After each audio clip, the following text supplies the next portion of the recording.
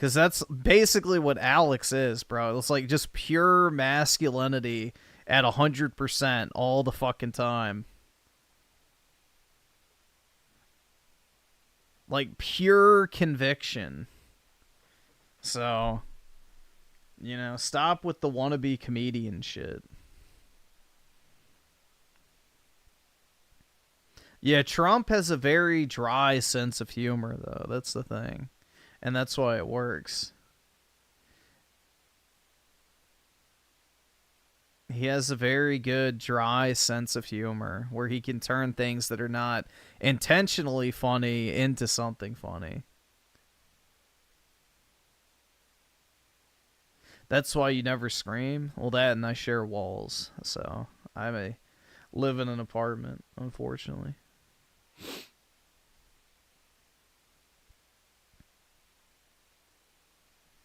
Melanie video? I don't... Dude, we tried to watch that. It was so fucking annoying.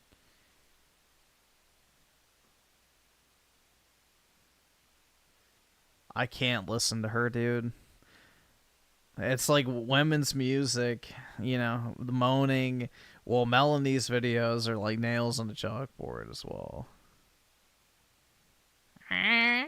Halo hasn't been good in like 5 years. It's like, oh, no. I mean, I swear, like, you know, this is hashtag sexism, but I don't fucking care. The only reason people actually want to listen to a female content creator is because they find her attractive. That's the only way you could ever possibly listen to female content creators for the most part. Most of them are so painfully fucking stupid that the only foreseeable reason for why someone actually wants to watch their videos is because they want to bang them. That's literally it, dude. Otherwise, you're not watching female content creators. There's not a single male who's being honest that's like, yeah, dude, I watch Melanie Mac for her deep and insightful fucking opinions on gaming-related topics. It's just because a bunch of simps want to fuck her. Like, she says absolutely nothing. Absolutely nothing. Like, I'm sure there are female content creators out there that are actually somewhat insightful, but, bro, Melanie Mac is not one of them. She's just a basic bitch reactionary who's desperate to thirst trap a bunch of fucking desperate above 30-something dudes.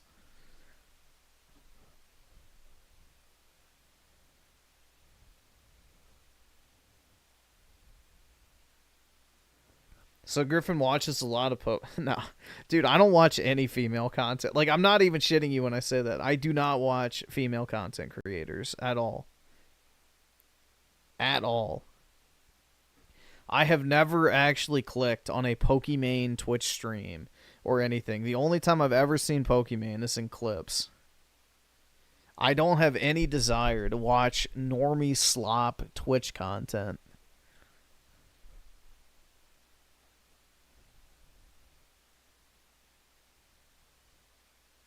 I would rather watch that other red-haired anti-woke chick. I forgot her name. Vera. Oh, yeah, I know who you're talking about. Yeah, well, I haven't really watched her, but I would imagine she might, just by default, I would assume she's more insightful than Halo has gay skins. Please, Elon Musk, don't impregnate me. Even if you want to pump me full of your baby batter, I'd have to say no. Just in case, Elon, you were thinking about sliding into my DMs and wanting me to be your new baby mama, I'd have to say, like, dude, what a fucking... That is gooner shit. That is, like, literally worse than fucking jerking off to anime girls. I'm sorry. Like, fantasizing about another man impregnating you because you have some weird fucking fantasy and then making a fucking video about it is way worse than jerking off to fucking video game or anime bitches or whatever it might be. That is way fucking worse. That is infinitely fucking worse. Fantasizing about having another man's kids is way more goonery than fucking, watching porn just to jerk off real quick. That's way more gooner.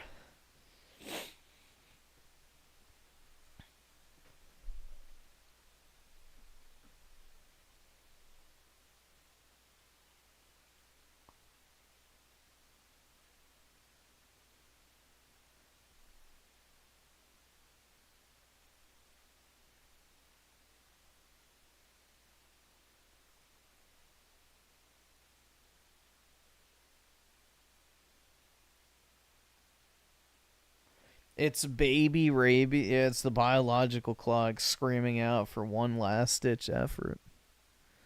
See her, but the 5 quick resume is cool. The one good thing Xbox. Oh, I think back compat's probably the best thing they do. I wish PlayStation would adopt it. Otherwise, it's like watching the Hindenburg of gaming. See, I have mixed experiences with quick resume. Sometimes it worked. Most of the times it didn't.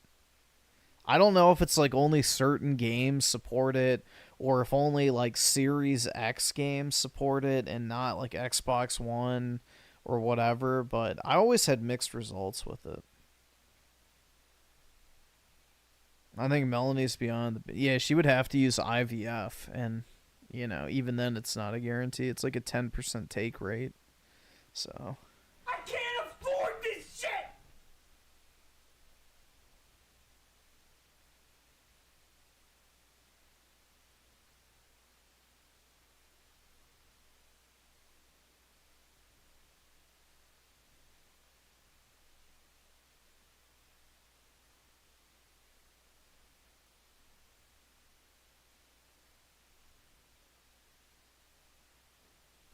Leave the sink alone? What?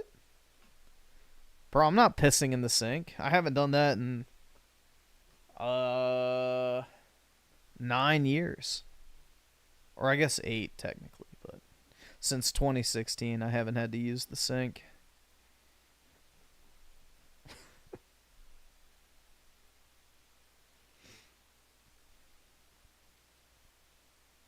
No, dumb, leave Melanie alone. I will. Bro, she will be alone, probably forever. Oh my god. No. It wasn't the family sink. It was my dorm sink.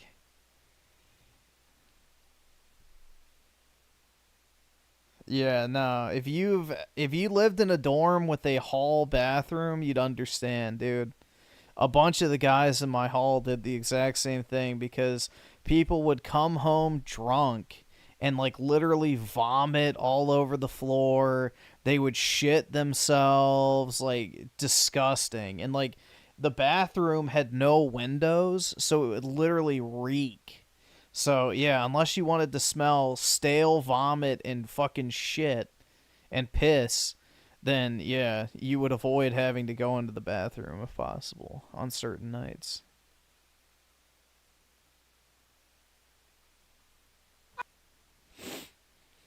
Z-Herb with a 5. Oh god, people mad at Trump because Tesla cars were at the White House. I know, they were mad because Trump was doing a product plug for him.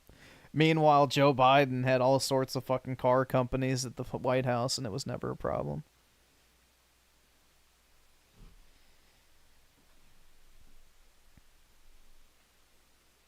You would 100% sniff Mel. I wouldn't. Probably smells like mothballs and hard candy. Oh my god.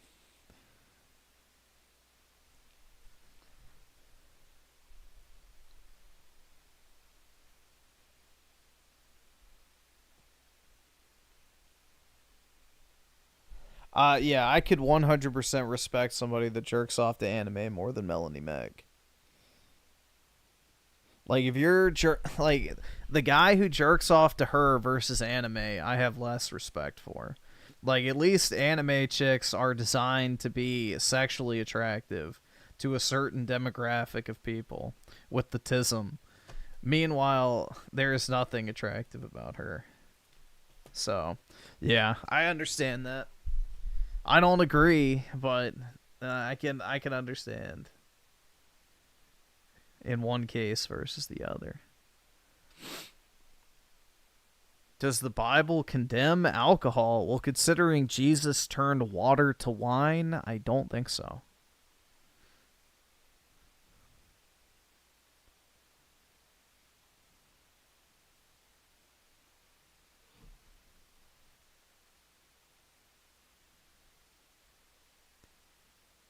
Are you saying I have... Yeah, you might have a hint of tism. If you, I don't know, dude. I really can't find myself attracted to fucking drawings. So, I don't understand it, personally. Like, I would say maybe at, like, my peak horniest, when, you know, puberty was in full effect, maybe. But, you know, pretty much my entire life, I've never been, like, sexually attracted to anime bitches. Like, I guess I can appreciate the design, but not to the point where I want to, like, vigorously, you know, stroke my sheet, if that makes sense. Like, I can appreciate the sex appeal, but at the same time, it doesn't make me want to go jerk off.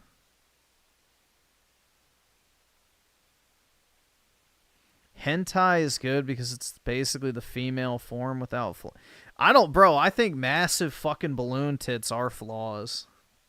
I don't like it, so seeing a chick with fucking triple G titties is not appealing to me at all. Like, it's like, eh. Like, it's just basically glorified obesity, if you think about it. Because the only type of chick that's ever going to have boobs that big is literally some fucking fat whore. So, I don't know. I just think of obesity when I see those fucking fat-ass anime titties.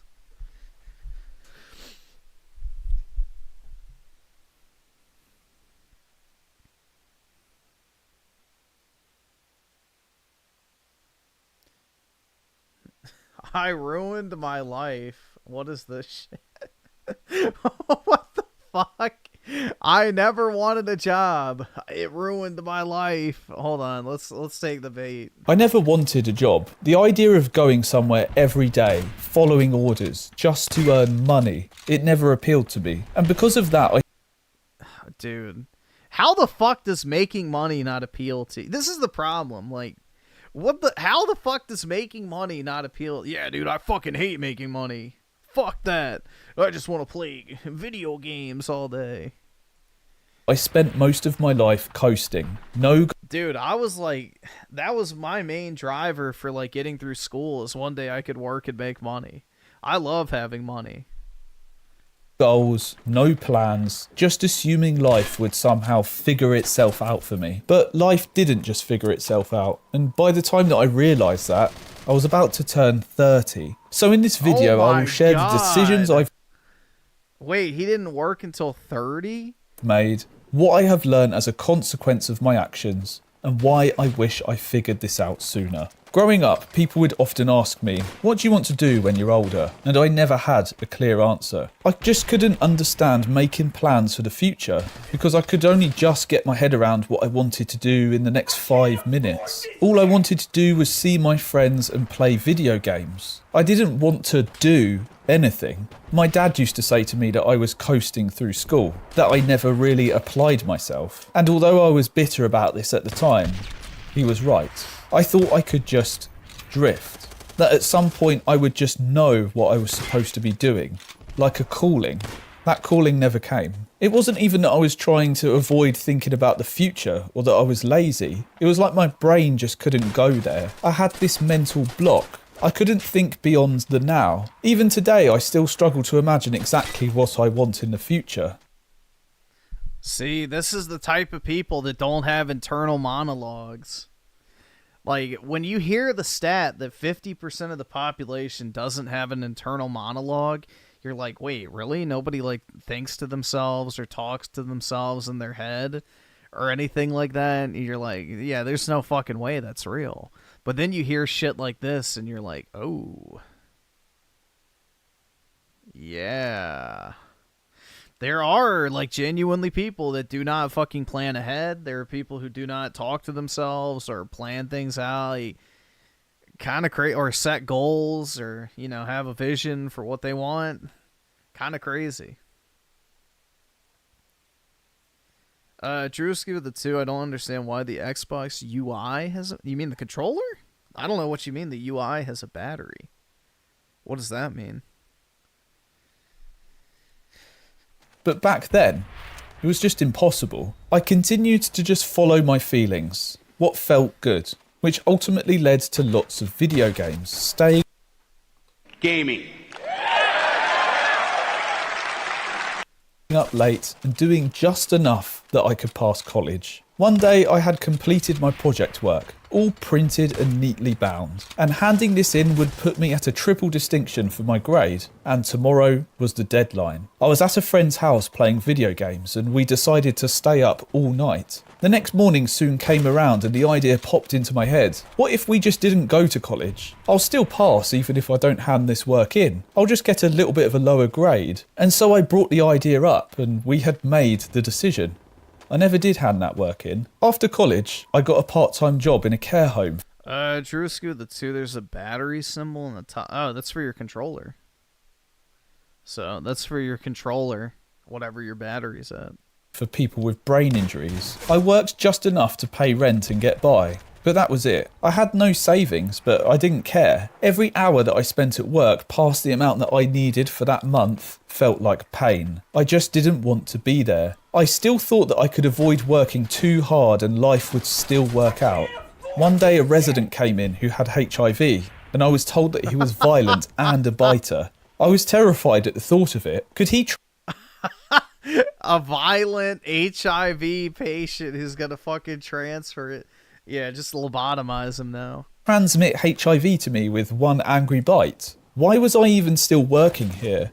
That was the first time I actually questioned what I was doing with my life. And instead of trying to figure it out, I decided to run away from it. I thought that if I gave university a go, I wouldn't have to deal with this anymore. And so I attended university. Not because I had a career plan, but because I just wanted an escape. I could put the world of work off for a few more years and coast a bit more. The weird thing is that I didn't actually regret university until recently. Only now, looking back at how much I owe in student debt, do I see how reckless that decision really was. But back then, it just wasn't a concern for me. I had no foresight into my own future, no real grasp on the consequences. Even the student loan companies were saying things like, no one ever pays these things off, it will just get written off in 30 years. And if that's the case, why are they even giving out the loans?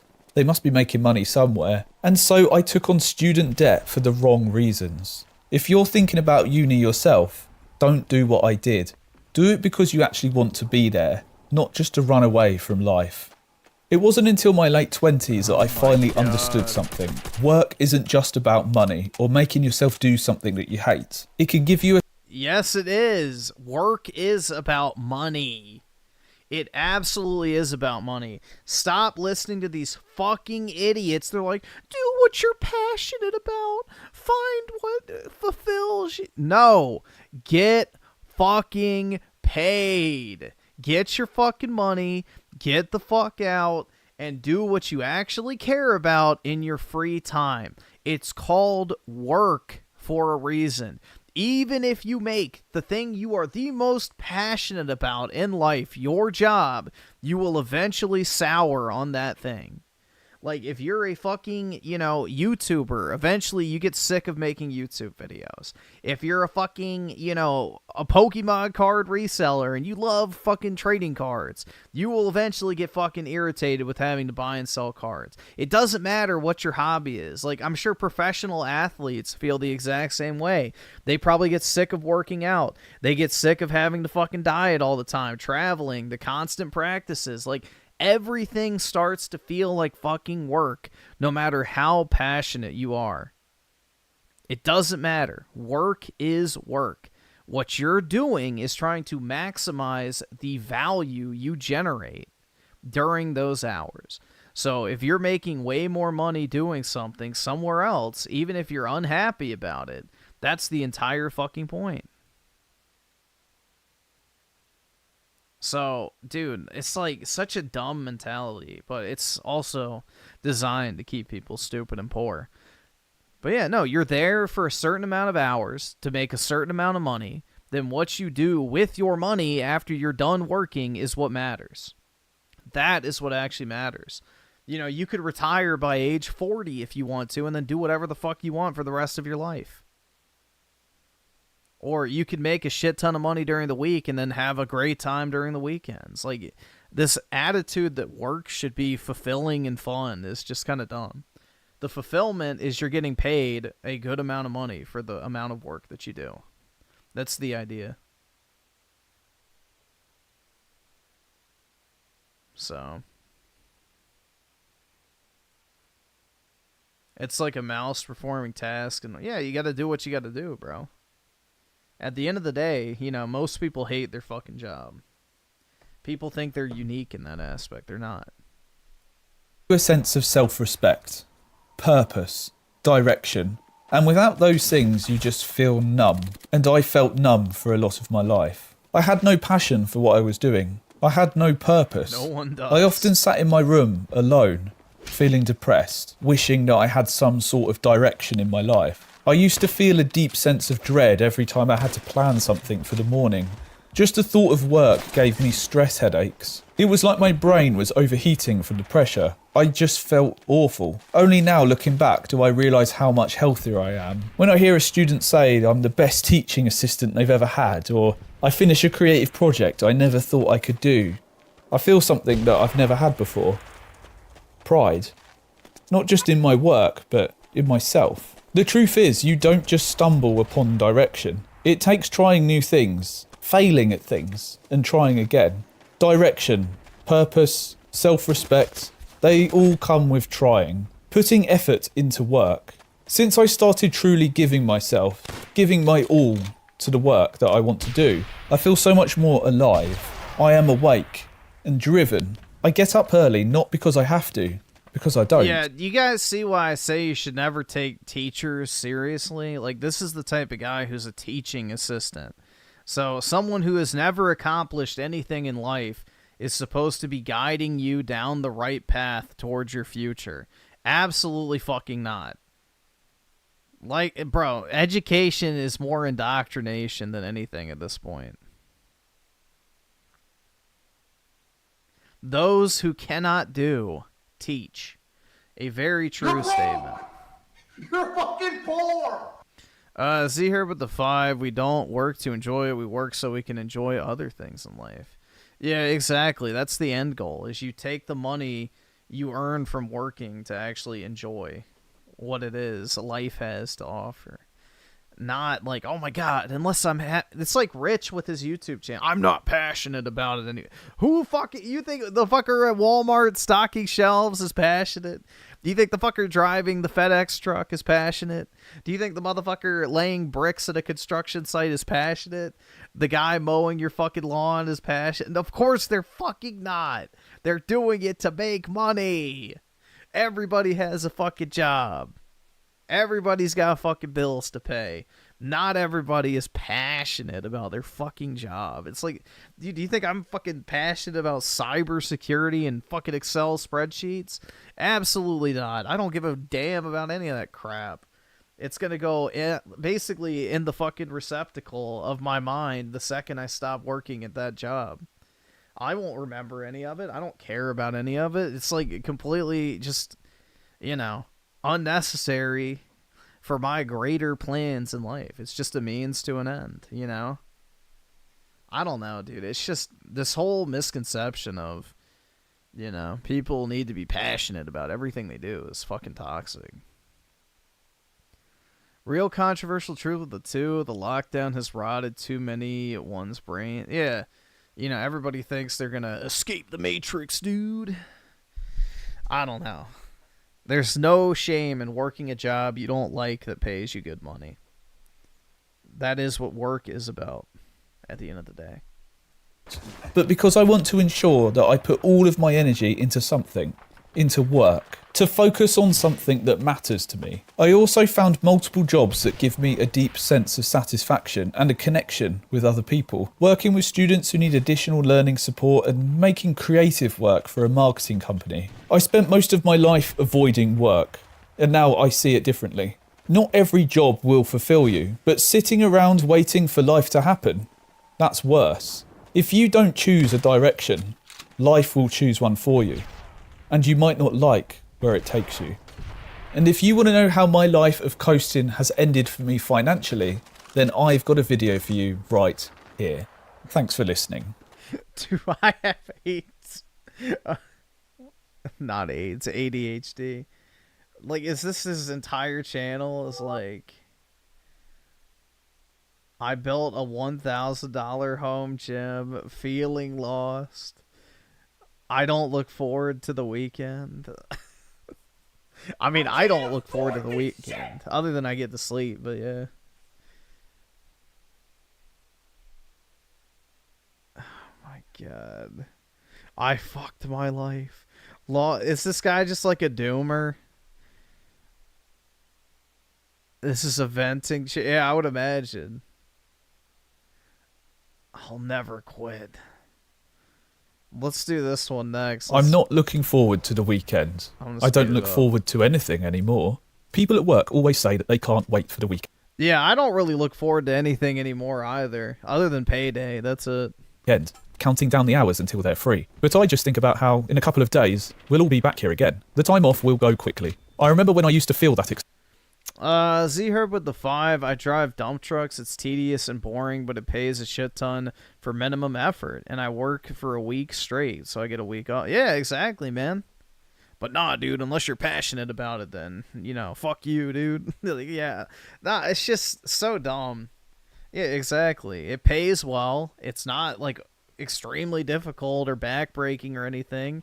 And you get to do what you want to do once you're done with it. So that's work for you. Not everybody's going to be ultra passionate about their job. The only reason I feel like you should really be passionate about your job is if you're like the boss. That's it. And you're making all the money at the top. Otherwise, why are you passionate about making someone else money? excitement too. The countdown to Friday, the anticipation of plans, even if it was just staying up late playing video games. But at some point, that feeling just disappeared. Shortly before the Christmas break, everyone was excited about the full 2 weeks off that we would get from work. When people asked me if I was excited, I couldn't help but answer no. All I could think about was how quickly these 2 weeks would fly by, and I'd be back at work once again. It's like my mind skipped past the experience and only focused on... Dude, we don't even get 2 weeks off from work in the US. You get a day for Christmas. That's it. You get Christmas Day off, and that's literally it. But yeah, I don't know. I don't really feel excited for the weekends. The part where it ends. I have filled my free time at home with commitments. I spend most of my time working before I go to work. Then when I get home, I think about my own work. Creating YouTube videos has taken over my life, and when I'm not doing that, I'm freelancing for other people. I've been doing everything I can to get myself in a better position, to build something fulfilling. I don't really have free time anymore. When I do take time for myself to play video games or to go and watch something, my mind begins to drift off from what I am doing, and I start thinking about ideas that I could follow up on for work. Sometimes I am able to get absorbed into a game, but oftentimes I find myself getting frustrated. I think about what I could be doing instead of this. I keep trying to tell myself that I need a break. People around me keep telling me to relax, but in those moments that I try to force myself to relax is when I feel the most frustrated and want to work. Wouldn't the weekend be a time to relax? Maybe, but I also... Wait, we got a couple DBDR fans. What is DBDR? The black pilled has really spread. Yeah, I don't think you should be black pilled, personally. You got to be realistic, not black pilled. Black pilled is basically Gollum status. So, you don't want to fall into that. I have no idea what DBDR is. No, I haven't seen it. What is it? DBDR.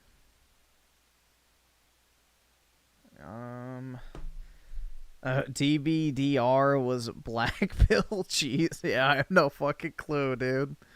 I have no fucking clue. Is it like a channel?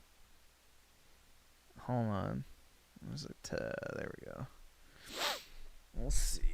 DBDR. What really happened to DBDR? So I just see, like, is this it? Like the South Park character? 11 hours or 12 hours? Jesus Christ.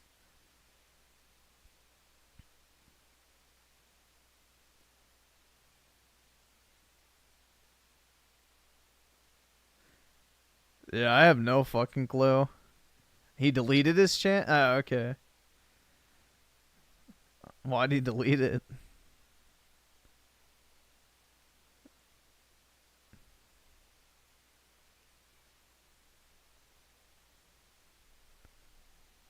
Yeah, I have never heard of that guy before. But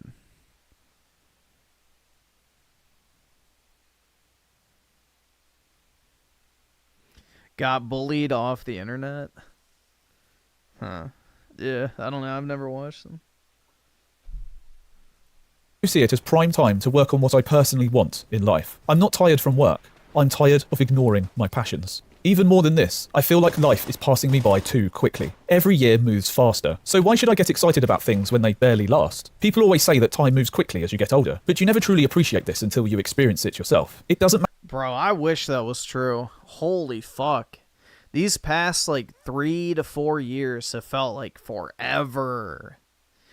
Bro, like, my high school and college years went by, like, fucking fast as fuck. Like, literally, it felt really quick. Like, college and high school went by very fast. Ever since I've been out of college or in grad school, not so much. So, I don't know. I've experienced, like, the complete opposite of that. When I was a kid, time definitely felt like it passed faster versus now. Like, I have to, like, prime example is, like, Suicide Squad coming out in 2024 last year. Like, every single time I would think about, like, yeah, worst games of 2024, I would never think of Suicide Squad. I was like, oh, yeah, that came out, like, a few years ago, right? Yeah, that came out, like, what, 2 years ago, whatever. And it was like, nah, dude, that was, like, less than 10 months. It's like, fuck. I don't know. These past few years have been very fucking slow. At least for me. Time is moving slower the older I get, it feels like. No matter how many times someone tells you what something is like until you see it with your own eyes. Every day moves so fast. This feeling has even seeped into my time at work, but in an unexpected way. I don't wish the hours away like I used to, like I am just bearing through the shift to get to my time. This is my time. I enjoy my time there because time will pass no matter what I do. When a work colleague says to me that they can't wait for the weekend, I take it as a sign to take a deep breath and enjoy the now. This moment will never happen again. This time is important. I think part of why I don't look forward to the weekend is because of my constant pursuit to work on what matters to me. The things I wished for when I was younger and never took any action towards. My time is fleeting, so I must act now. If only I acted sooner. Most of my thoughts revolve around things like how can I work on my YouTube channel? How can I optimize my health for longevity? How can I get better at what I do? Each day I follow the same strict routine to get the best sleep possible, because life after a bad sleep feels impossible. So whether it's a weekday, a weekend, or holiday. Life after a bad sleep feels impossible? I don't know about that one. I'm in bed on time. No late nights. No sleeping in. I value feeling good and healthy over everything. No late nights, no sleeping in. Well, I don't partake in any of those two things. I don't sleep in, and I always have late nights, so there we go. Everything else, because I know what it's like to feel terrible. I used to be reckless with my health, but after dealing with the fallout of inflammatory bowel disease, I realised that feeling good isn't something that I can take for granted anymore. It's something that I have to maintain through personal effort. Would it be nice to let loose and have a weekend mindset? Sure. I can get nostalgic for the times that I went out drinking, the times I was off my face, but what good would that do me today? Those actions are opposed to my goals. If I did that today, I would just regret it. Sometimes I feel like some sort of crazed artist, notes sprawled everywhere, desk covered in things, jumping between half-finished ideas. My hair even looks crazy, but within the mess, there's order. When I worked as a school cleaner, I carried a notepad with me at all times. If I got any random ideas for YouTube videos while wiping down desks, I had to write them down before they vanished. Now, years later, my phone's notes app serves the same purpose. It's filled with hundreds of ideas, most of which I'll never make, but the few that I do end up shaping this channel. There's something almost romantically crazy about it. Picture a guy slowly sweeping a school corridor, only to suddenly drop the broom and frantically jot down video ideas. Dude, I should just make a channel called It's Over, bro, and just make, like, fucking Doomer cringe. Like, I feel like this category of content's super easy to milk. was me. It still is me. Only now, in retrospect, did I see what was really going on. I don't feel excited to leave work. This guy's not capitalizing on the genre properly. You have to, you know, lure in the hopeless. You gotta lure. He's being too optimistic for a doomer channel. You can't be positive with the doomer shit. You gotta, like, suck people into your fucking, you know, whirlpool of misery. Work is my break. I find my time at work is my digital detox. The one thing that truly pulls me away from my computer, away from the endless stream of ideas, away from my own mind. At work, I don't have a choice but to be present. It's the only time I'm forced to step away from my thoughts. Even today, my best ideas come to me when I'm not trying to think about them. This makes my time at work more valuable, not just for paying the bills, but for creativity. I don't look forward to the weekend because every day matters to me. I know not every day will be a good day, but on those days when the sun is shining, when I feel healthy, and when my work feels meaningful, I have to stop myself and appreciate it, because I've been in worse positions before, and this moment that you're experiencing right now, it will never happen again. Maybe I don't look forward to the weekend because I don't need to. The life that I'm trying to build now is one where every day holds weight. I honestly never thought that I'd make it to the age of 30. That story is told right here in this video. Thanks for listening. I never thought I'd make it to... What the fuck is this channel, dude? I literally just wanted to fucking work my wagey job and game all day and night until I turned 30 and realized I can't do that. And then I also learned... yeah, it is black pill bait.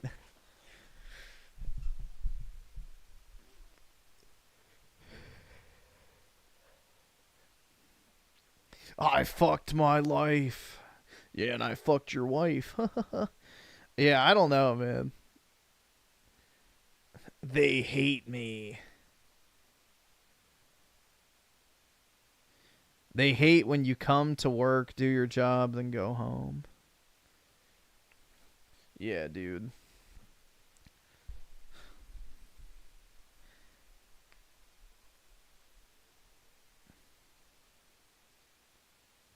You watched a synthetic... I don't think I've watched a Synthetic Man Doomer video. Which video are you talking about? Does he make, like, Doomer videos? I've never seen a Doomer video from Synthetic Man.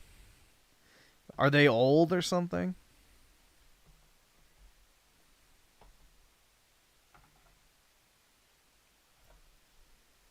Of course, Griffin will reach 30. He's pushing it. Maybe I'll kill myself first. Ha ha ha. Didn't think about that one, huh? It's from a channel called Cry. It's fan... Oh, okay. So it's not like his actual channel. It's fan-made stuff. Okay. Yeah. I don't know. I don't really consume Doomer content, to be honest. Ryan Miller with the 10. Hey, Griffin, I just had a debate with a leftist student at my uni, and he talked about illegal immigrants, but he didn't mention the criminals and the gang members. You can't argue people like that. Oh, of course not. Yeah, they're all just wonderful, you know, flowery people that just, you know, want to be your friend and cheat. Yeah. You really can't, bro. It's genuinely not worth it nowadays. There's no, like, actual authenticity or genuine desire. You shut the fuck! Don't you fucking tell me to my face to shut the fuck up! Griffin is secretly depressed and an alcoholic. No, actually, dude, I have not drank in, like, years at this point. Dead ass. So, I have not drank in, like, probably close to 3 to 4 years, I guess now. 3.5 years. But, yeah. I'm not. But, no, I don't think I'm depressed. I don't think I can be depressed, in all honesty.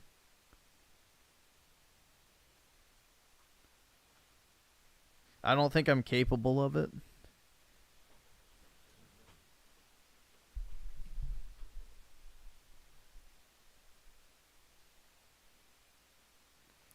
No, the last time I drank was, what incident?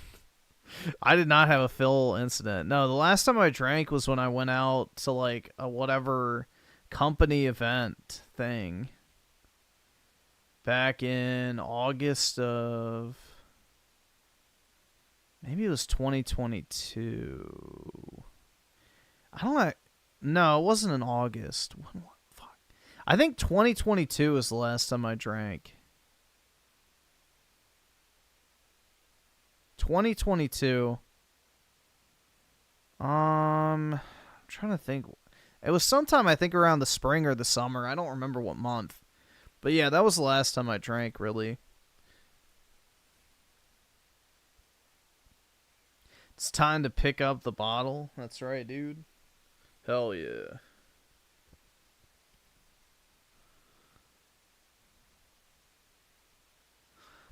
Griffin, the black pill boils down to looks are everything. So if you're not 7 and above in looks, you will go nowhere with women. That's probably true to a certain degree. If you're poor. And the modern dating market. Yeah, if you're poor, I would say that's true. But most people can fix that. Also, the female idea of a 7 is very different than what guys think. Like, for most guys, if you're in shape and not fat, have, like, a good haircut and dress well, you're probably a 7 in the eyes of most women. And you're not, like, fucking weird. Why he say the P and poor so hard? Because you fucking disgust me. Just getting the word poor out of my mouth leaves me with a sense of disgust. Just saying the word fills me with hatred and resentment.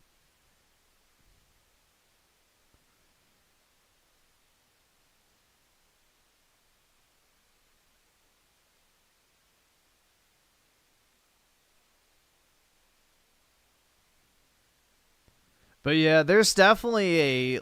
I mean, if you're going on... Especially dating apps. Dating apps, that's absolutely true. I mean, that's scientifically proven. It's like, what? 90% of women match with 10% of guys. But 40% of women match with, like, 70% of guys or something like that. It's like some massive imbalance. Where, you know, every 2.5 women, one is attractive to a guy. But for every 10 guys, only one is attractive to women. So, yeah. There is that aspect as well. So, not to mention that there's way more dudes on dating apps than women already, so.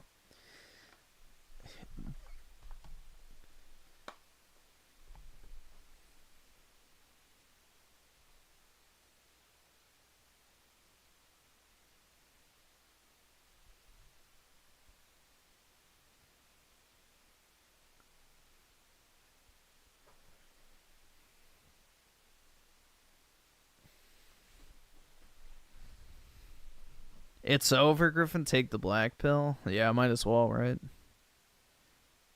I'm just gonna sit in my room and fucking rot, bro. Life is so pointless.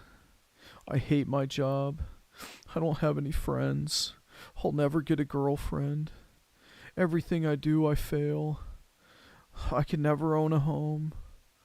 Like, what the fuck is the point of life anymore, guys? Like, I don't even fucking like these video games I spend my time playing. Music sucks. I've already seen all the fucking movies and TV shows I could ever watch or even be remotely entertained by. There you go. I could just make a video like that. Easy, dude.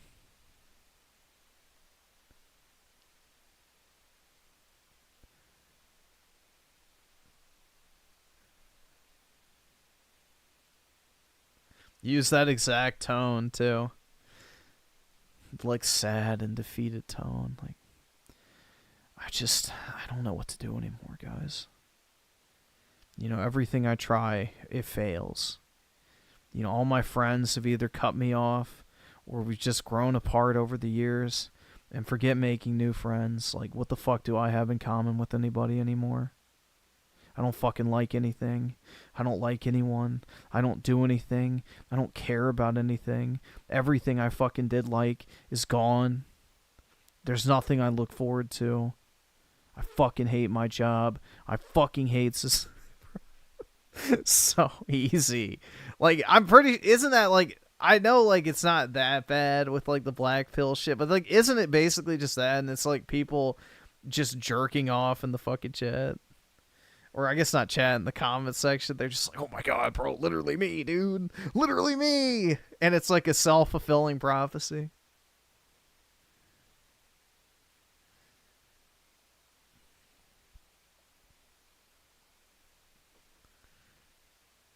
They just, like, all jerk off to the idea that they're fucking miserable until the point where they materialize it. It's much worse than that. Oh, I can imagine. I'm talking about, like, the normie tier stuff. I'm not talking about the ones that are like, yeah, dude, I want to fucking kill every single fucking person who has a girlfriend, and I fucking don't. Fuck all of them.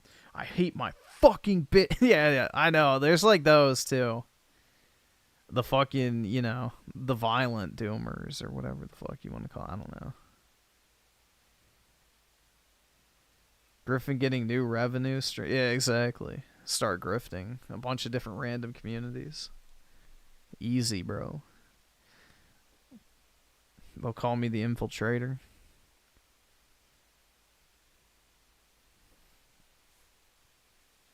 Dreamcast guy, the girth master.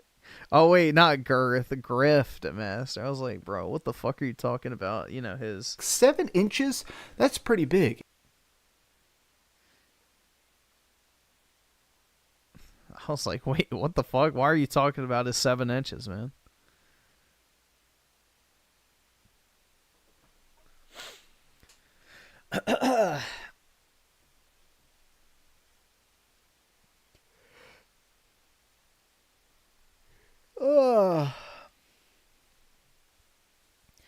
The hatred game sucked. The best thing about it was the yeah, exactly, dude. That shit was slop.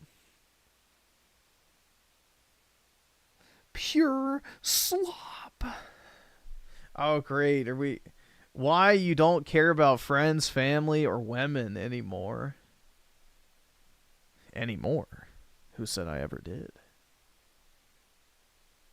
I feel like if you don't care about your family, that's pretty fucked up, but friends and women, I understand not giving a fuck about. That I can understand.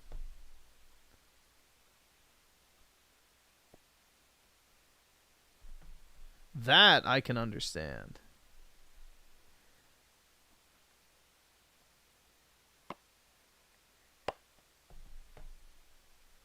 I've never... Dude, is this just like the entire subgenre of Call of Duty commentary now? Is just people fucking saying, I couldn't give a single fuck. I think this is a different channel, right? You would think coming into a new year would be the perfect reset. New goals, fresh mindset. But honestly, it just kind of feels like everyone's dragging themselves through the days. Alright, what is this guy's accent? Is he another Brit or is he Aussie? I can't tell. Or at least I am. You know, it kind of reminds me of my senior year in school.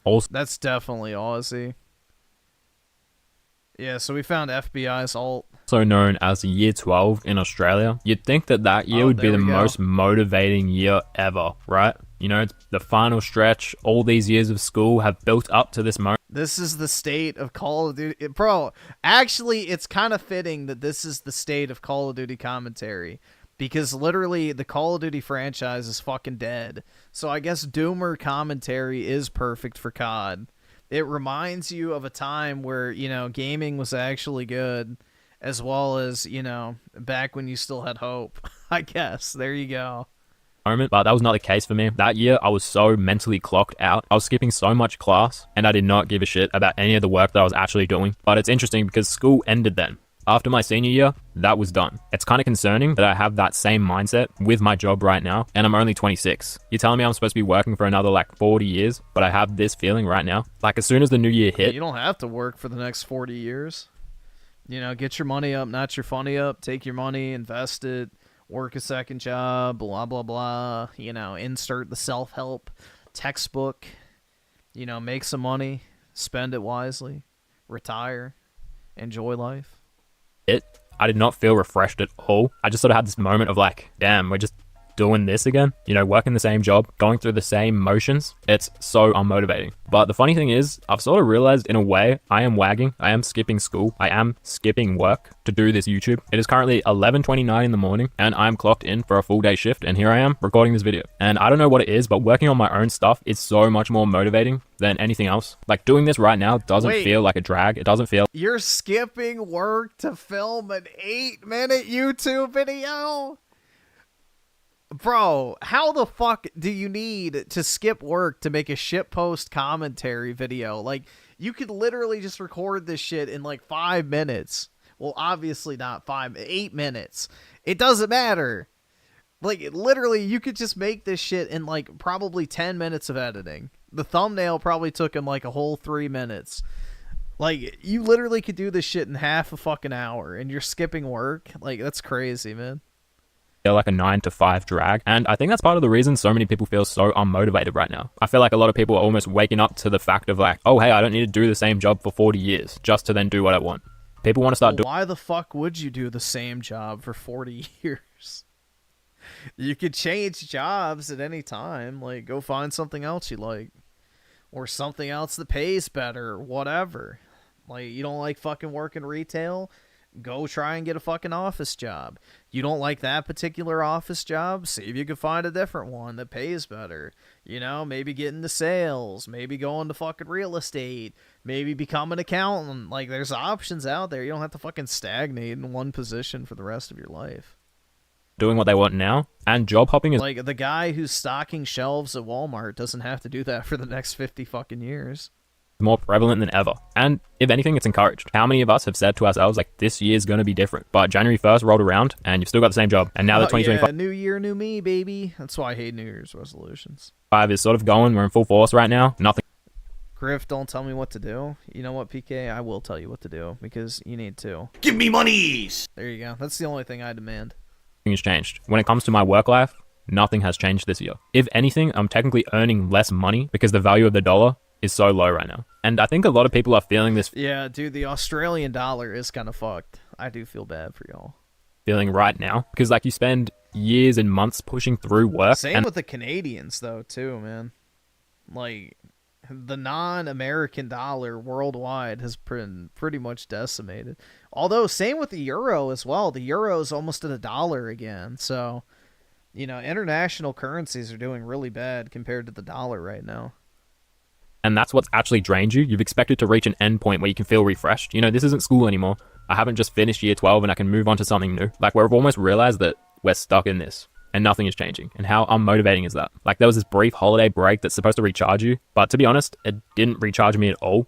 I felt like I was catching up on sleep. And if anything, that time away taught me and engraved in my brain that I don't want to be doing this. Of course, I'm going to feel drained when I'm working for them. Like, this new year rolled in and instead of feeling recharged, I've literally just started another loop.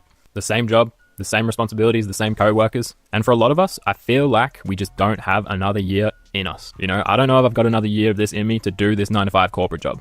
I have to, and that's what sucks. Who determines how much a dollar of currency is worth? So it's based on the total monetary supply and the overall, like, health of the economy, typically. So it just depends. So if you're talking about, like, within the country that prints it itself, it has more to do with the actual monetary supply than anything. And if you're talking about international trade, it's more so how valuable do you think that particular currency is relative to your own. So it's pretty complicated, but usually exchange rates are based on the perception of the general economic health of said country. Like, why would I accept European currency, for example, like a euro, if I thought the European Union is fucked financially and they're going to print a bunch more money, diluting the value of their own money that's already in, you know, circulation. So I wouldn't hold on to that currency. So I would be willing to trade it for other currencies like the US dollar, which means I'm going to have to get less dollar for my euro because there's probably going to be other people who are of the same mentality as well. So the price that you're going to have to pay for a dollar goes up and up and up and up, which devalues the value of the currency that you're holding, aka the euro. So it's similar to that. I don't know, supply and demand, basically. but there's a lot of other factors too. And that's the hardest part. But if I look deep within, I don't have the energy to work for this company. I read somewhere that burnout doesn't come from just working too hard. It comes from working hard on things you don't care about. And that really hit me because I'm feeling that right now. I'd rather find... That is not true at all. You'll get burnout on literally anything you do. Just give it enough time. A new job and then try to excel in the one that I've got right now. Not because I'm lazy or not because I technically dislike my job. I'm just craving something new. And I can't believe that we've started the new year and we're just right back to where we were. Like, I need to find something that sparks motivation again. Super straight with the 2. Canada apologized to Trump and walked back the power cut. Yeah, I think they realized that their entire oil pipeline passes through the United States. Did you guys know that? Like, Canada's main oil pipeline passes through Michigan. So, theoretically, the United States could completely cut off all of their oil supply. Also, we sell Canada more electricity than they provide us, which means we could just redirect it. So, all right, awesome. Thanks, nigga. All right. Like I said, they are way overplaying their hands right now. Trudeau completely backed himself into a corner. And now this new prime minister they have is apparently even fucking worse. And what's funny about that is, too, is apparently he hasn't even lived in Canada for the past 10 years. So the new Canadian Prime Minister has not even lived in Canada for a decade. He lived in New York. So, yeah. I mean, the Conservative Party is probably going to completely butcher the Liberals in their next election, but, you know, the lefties in Canada are trying to suspend elections using the tariffs as an excuse so the libs can stay in power because they know they're going to lose the election. But, you know, I thought it was right-wingers and fascists that were a threat to democracy. Funny how that works. Drewski with the 5, could you watch the Quran? Mumkey's anime? I guess. Let's see what it is. And obviously I've got this YouTube channel and my clothing brand, Memory Faded. But, like, realistically, that's not paying the bills.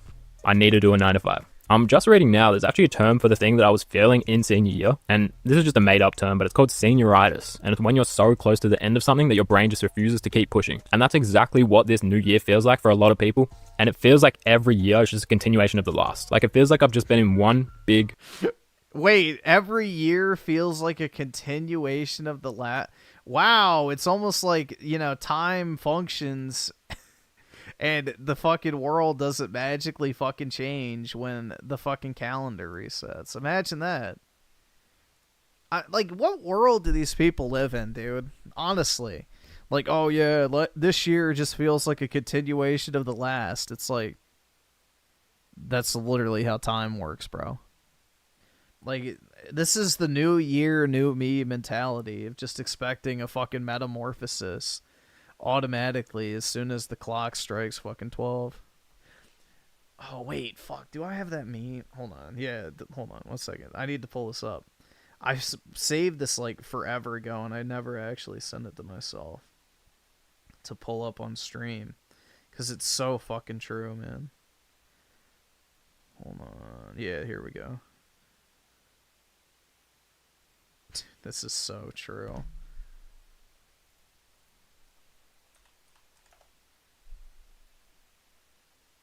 Oh, wait, shit. Why did I not?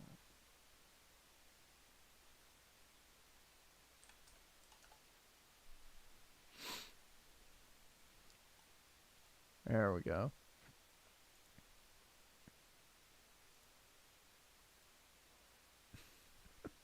And it's basically, the meme was titled, "The Internet's Perception of Age." Which, this is so fucking true, dude. This is how the internet perceives age.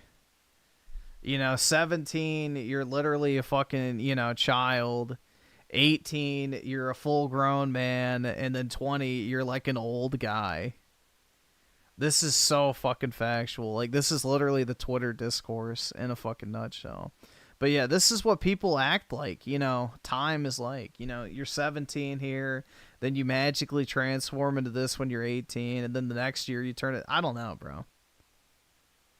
People are way too fucking weird with this, like, whole perception of time stuff. What the fuck? I'm 20 and I look like that. Really? Well, congratulations, PK. I'm happy for you.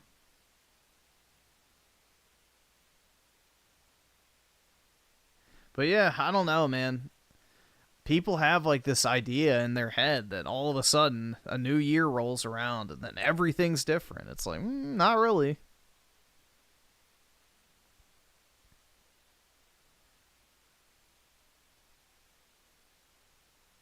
That's the Zoomer idea of time. Yeah, pretty much.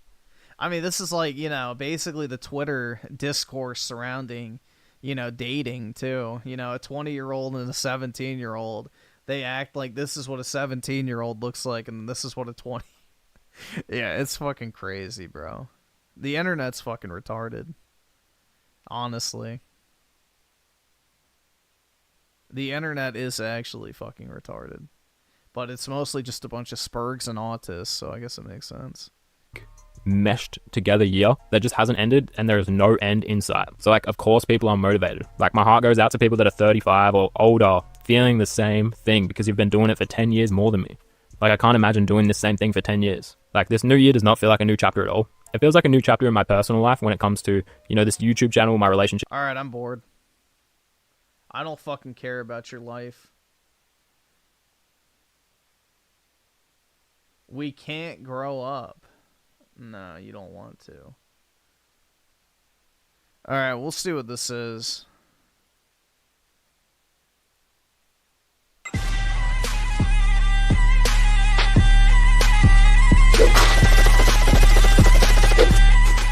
The Quran is a Japanese anime book written by a pedophile named Muhammad, who fucked a 9-year-old girl. Now, don't worry, it's not as bad as it sounds. He married the girl when she was 6, but he waited until she was 9 before he stuffed his hairy brown cock into her. Now, what a true gentleman. I know what you're thinking. Wow, it must have taken quite a high level of restraint for a newly married man to wait 3 whole years before having intercourse with his wife. Well, luckily Muhammad had 12 other wives already, so he had plenty of Arab pussy to shred through while his prepubescent wife waited patiently in the wings for her turn. You might remember from my Bible review that hardcore fans of the Bible refer to themselves as Christians. If you thought the Christians were bad, just wait until you hear about the fans of the Quran. Hardcore fans of the Quran refer to themselves as ISIS, and they claim to be the fandom of peace, which is pretty ironic considering how many people this fan base has killed. You might remember last year when these Quran fans attacked the Charlie Hebdo offices because they published a cartoon featuring the Quran's main character. This is truly bizarre behavior, as most fan bases encourage fan art to be produced. Now, I know what you're thinking. Momkey, aren't you worried that ISIS is going to try and kill you now, since you showed images of Muhammad in this video? Well, here's the thing. I've been severely depressed for the last 5 years of my life. And there's nothing I want more than the sweet release of death. So if ISIS did kill me, then they'd be doing me a huge favor. So this guy's an edgy atheist? Yeah, I guess so. Unfortunately, I don't live in a country that has an open border policy with terrorism. The only way you can get brutally murdered here in public in the United States is by going to an elementary school, a movie theater, a Planned Parenthood, a community college, a military center, a church, your own dorm room, a navy yard, a salon and spa, a supermarket, a shopping mall, a mail processing plant. ISIS, if you want to kill me for making this video, then please do. I'll even give you my fucking address. I'm not even kidding. You can come straight to my house and behead me or whatever the fuck you want to do. For real, if you guys want my home address, I'll send it to you. He's trying too hard. You. Just shoot me an email at muhammadcansuckmydick@islamencouragesPedophilia.com. Alright, so we've established that the book's author is a major pedophile who raped a 9-year-old girl. And we've covered that the book's fan base consists of a bunch of retarded faggots who like to kill people for having the wrong waifu. Now we can take a look at what this anime book is actually about. The Quran is essentially a fantasy story about the ultimate Mary Sue character named Allah. And the entire book is basically just a long list of Allah's rules for the race of goat fuckers that he created. That might sound boring, but it's actually pretty entertaining. Just listen to some of this shit. Men are the maintainers of women because Allah has made some of them to excel others. And because they spend out of their property. The good women are therefore obedient, guarding the unseen as Allah has guarded. And as to those on whose part you fear desertion, situation, admonish them, and leave them alone in the sleeping places and beat them. Then, if they obey you, do not seek away against them. Surely Allah is high. Great. So pretty much it says that women need to obey men, and if a woman is disobedient, then a man has every right to beat the shit out of her.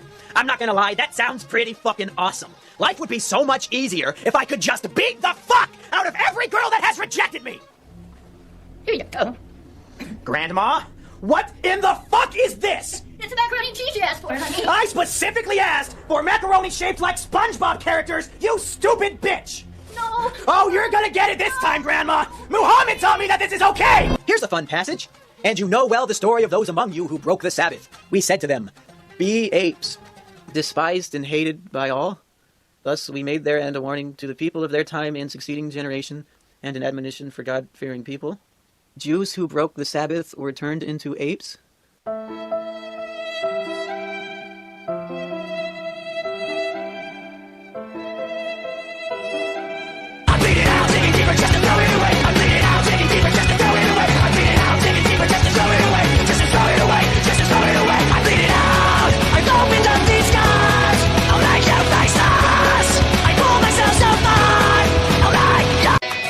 Who do not believe in Allah, nor in the latter day, nor do they prohibit what Allah and His Messenger have prohibited, nor follow the religion of truth, out of those who have been given the book, until they pay the tax in acknowledgement of superiority. Yeah, like, I understand the premise of the video, but the execution, I don't know. It's a little too over the top. And they are in a state of subjection. Huh. Kind of strange that the fandom of peace would have a line in their book that specifically says they should commit violence against people who don't like the book. Evidently, some members of ISIS believe that if they kill people in the name of Allah, then when they die, they'll get 72 virgins in heaven. This actually sounds pretty cool. My uncle Alex... Yeah, but are they male or female? ...has had sex with over 72 virgins. And other than the whole prison thing, he's an upstanding member of society. Huh. Maybe this whole Quran thing isn't as bad as I thought. It allows for pedophilia. It encourages violence against women if they disobey you. It encourages violence against people who disagree with you in general. Shit, guys. I think I'm gonna join ISIS. Thank you for holding. Islam, how can I help you? Hi, my name is Mumkey Jones, and I was wondering if I could talk to somebody about, my faith. Sure. My story is I've been an atheist my entire life, but I recently started reading the teachings of Muhammad, and I had some questions about it because I'm very interested in joining you. Okay, what faith do you follow currently? What do I follow currently? Mm-hmm. Nothing right now. I started reading up on it recently. Oh, okay. And how long have you been studying Islam? Just the last month or so I've been doing some reading up on it, and I just had some questions for clarification because there are a lot of weird rumors about it that kind of scare me away from it, so I was wondering if somebody could clear them up for me before I go talk to somebody at a local mosque. Sure, go ahead. Is it true that the Prophet Muhammad was married to a 6-year-old girl? Because, like, my uncle Alex, he was arrested for being with a girl who was a minor, and if I could get him into being involved in this too, then maybe he could have, like, made a religious argument or something so he wouldn't have been arrested. I don't know. Yeah, that is true. So ask your uncle Alex to become Muslim. You think that would work? Sorry? You think that would work? It depends on Alex, how he wants to. He first has to become Muslim first and learn about Islam. And the other big thing I was looking at, there was a passage that said something you gotta hit a woman if she disobeys you. Is that true as well? Yeah, that's right. If she disobeys you, you can smack her just to obey. Do people actually do that? Well, not here in America, but in the Muslim country, yeah, they do that. Oh. Huh. Okay. Well, thank you. Thank you for answering those questions. I'll, Any other questions? No, not really. That was pretty much the two big ones. All right. Thank you. Thank you. Thank you for calling. Have a good day. Bye-bye. What the fuck? What in the fuck?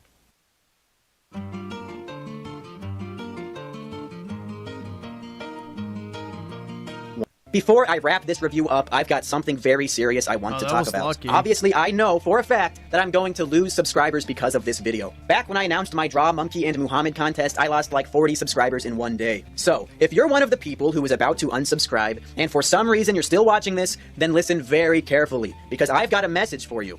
If this video offended you, then please, I beg you, give it a big thumbs down, unsubscribe from my channel, and never come back.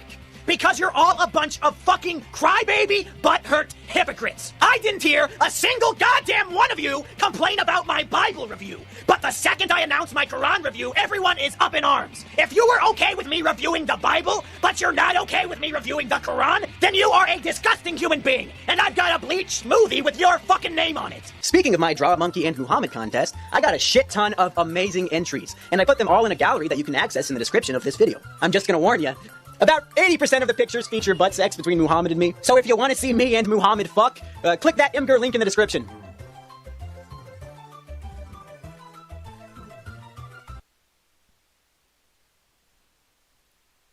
Loud eagle.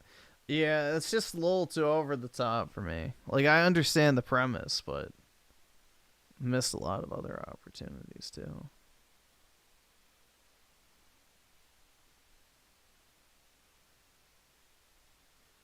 What is Quran? The Islam, basically equivalent of the Bible.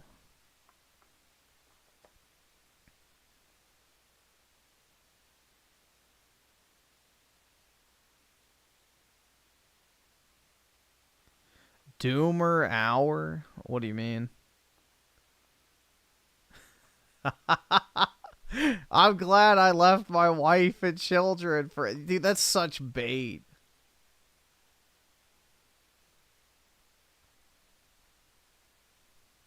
That is such fucking bait. I mean, it's a great title, but...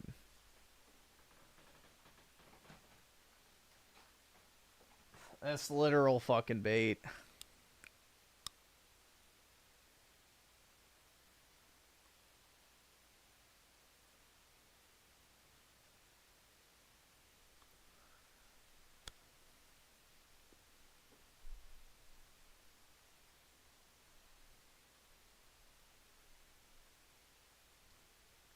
Damn, it's already 7. I'm gonna go ahead and hop off, guys.